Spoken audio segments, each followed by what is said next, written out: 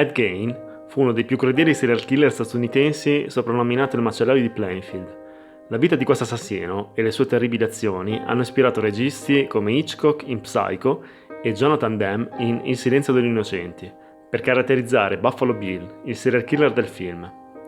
Ed nasce a La Crosse il 27 agosto del 1906, da una madre fanatica religiosa luterana con un carattere dominante e un padre alcolizzato che abusò di lui e del fratello sessualmente. Mentre il padre non riusciva a tenersi il lavoro, visto il suo problema con l'alcol, la madre lavorava e riuscì a racimolare i soldi per comprare una fattoria a Plainfield, nel Wisconsin, chiamato dagli stessi abitanti il buco morto dello Stato, per tenere lontani i figli da tutto quello che lei riteneva il male.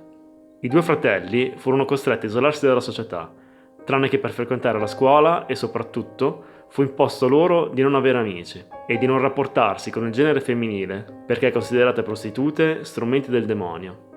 Fece loro giurare di rimanere sempre vergini. Crebbero così un'avversione per il sesso opposto e per il sesso in generale, che creò, soprattutto ad Ed, uno squilibrio mentale tra le pulsioni fisiche normali della sua età e il rifiuto che aveva sviluppato per colpa della madre.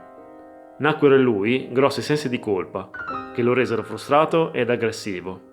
Il primo orgasmo lo ebbe vedendo i genitori squartare un maiale nella fattoria.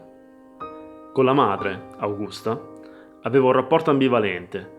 Se da un lato l'aveva quasi santificata e la considerava una divinità, dall'altro, dentro di sé, elaborava forse inconsciamente un astio, un risentimento e una repulsione nei suoi confronti che lo facevano vivere molto male.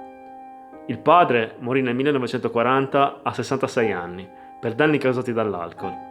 Il fratello Henry aveva iniziato a ribellarsi alla madre e alle sue rigide regole e tante volte ne aveva parlato male anche con Ed, che non l'aveva presa bene.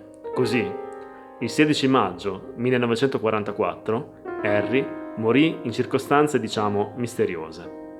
La versione che venne data da Ed fu che mentre stavano bruciando assieme delle sterpaglie, improvvisamente il fuoco divampò. Quando arrivarono i pompieri, trovarono Henry sdraiato a terra morto. Pensarono che fosse morto intossicato dal fumo dell'incendio, ma non venne mai eseguita l'autopsia. Molto tempo dopo venne fuori che il cadavere presentava diverse contusioni e traumi alla testa. Poco tempo dopo morì anche sua madre di ictus e Ed crollò per la perdita dell'unica figura di riferimento che gli era rimasta. Questo gli causò uno squilibrio mentale, tipico degli schizofrenici. Proprio in questo momento la sua vita prese la strada dell'orrore e della malattia mentale distruttiva, isolato dalla realtà circostante, solo. Iniziò a recarsi nei cimiteri per profanare le tombe. Quando una donna di mezza età moriva in paese, Ed andava al cimitero di notte con una pala e una torcia, disseppelliva il cadavere e lo portava a casa, e qui compiva i suoi macabri rituali. Le povere donne avevano più o meno l'età della madre. Pur essendo stato trattato malissimo da lei quando era in vita, lui desiderava riaverla con sé. Quando la polizia entrò nella catapecchia dove abitava Ed, la trovarono invasa dalla sporcizia e dalla spazzatura. C'era una puzza insopportabile.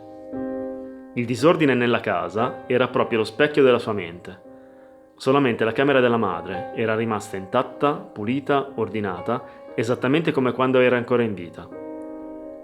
In quella casa gli agenti trovarono cose raccapriccianti, orrende. Con dei femori aveva fatto le gambe di un tavolino, con dei capezzoli di donna cuciti assieme una cintura. C'erano dei vasi in vetro che contenevano 4 nasi e 9 organi sessuali femminili immersi nell'alcol. Il letto e la camera erano decorati con teschi e teste. Una poltrona aveva 2 braccia al posto dei braccioli. Da un piccolo teschio di un bambino aveva ricavato una tazza per il brodo. Un cuore era in una casseruola vicino al fuoco, pronto per essere cucinato. Una collana fatta di labbra e in un armadio venne trovato un vestito fatto interamente di pelle umana e anche una maschera fatta proprio con la pelle di un volto.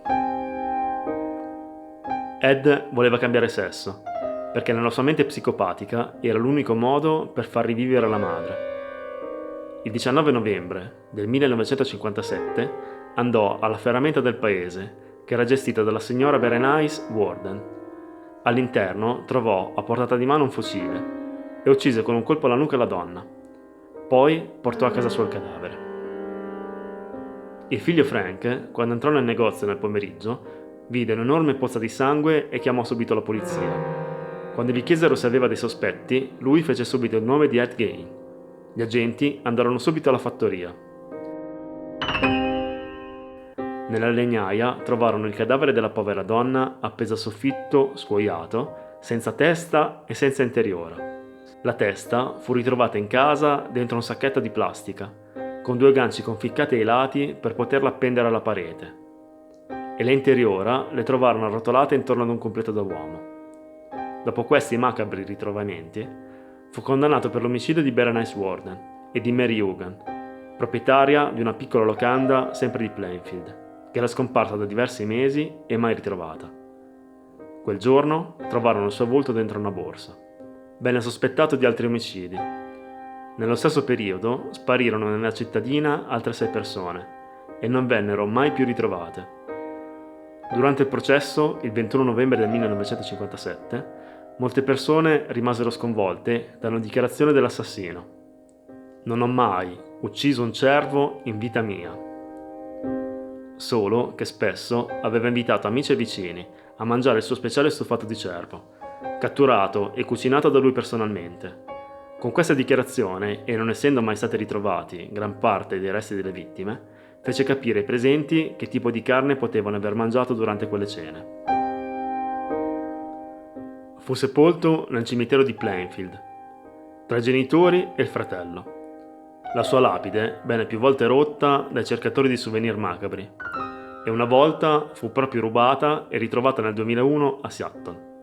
Nel 1958 poi la macchina di Ed, quella che aveva utilizzato per trasportare i cadaveri, fu venduta a $760 ad un uomo che ne fece una lugubre attrazione, facendo pagare 25 centesimi per vederla.